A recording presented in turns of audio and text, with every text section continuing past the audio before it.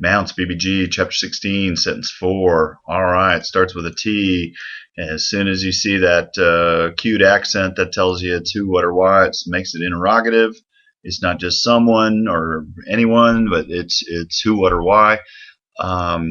In this case, if you suspend judgment, you can also tell that it's an interrogative because of the question mark at the end. But you can suspend judgment on how to translate it if you go ahead and do the rest of the sentence. So there's your post-positive day, which you're going to pull forward, but T, and then you've got your verb. So hopefully by now you've memorized blepo, which is I see, and then you see that iota sigma on the end, which tells you that it's second singular. So from I see, which would be blepo, but this is present active indicative, second person singular, which would be you see. And so what do you see? Why do you see? Who do you see? And then you got the splinter, and he gives you the word for splinter, karphos. So that's easy enough. But what do you see the splinter? Why do you see the splinter? I think why obviously works really well here. So why do you see the splinter? And here is a definite article before a prepositional phrase. And if you remember, Mounce would like for you to turn that definite article into a relative pronoun introducing a relative clause.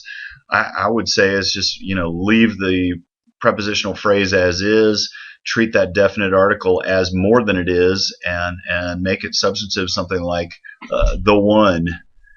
So why do you see the splinter, comma, the one in, and then to ophthalmo, you obviously should know ophthalmos, so you go to your ophthalmologist.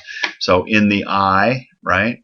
And of course, if I were to ask you on an exam, why is this in the dative case, then, or locative, depending on how you want to look at it, why is that? You would say it's because it's the object of the preposition n, and n takes that case. It's one of the cases that it takes. So that would be, you can answer any which way as long as it has a relationship to the fact that it's an object of preposition and the preposition's end. Okay, so why do you see the splinter, the one in the eye, and then you have this possessive clause. You got tu adelphusu, of the brother of you, right? So of your brother. So, or your brothers, if you wanted to translate it that way. Any of those will work. So why do you see the splinter, the one in your brother's eye, would be perfectly fine translation.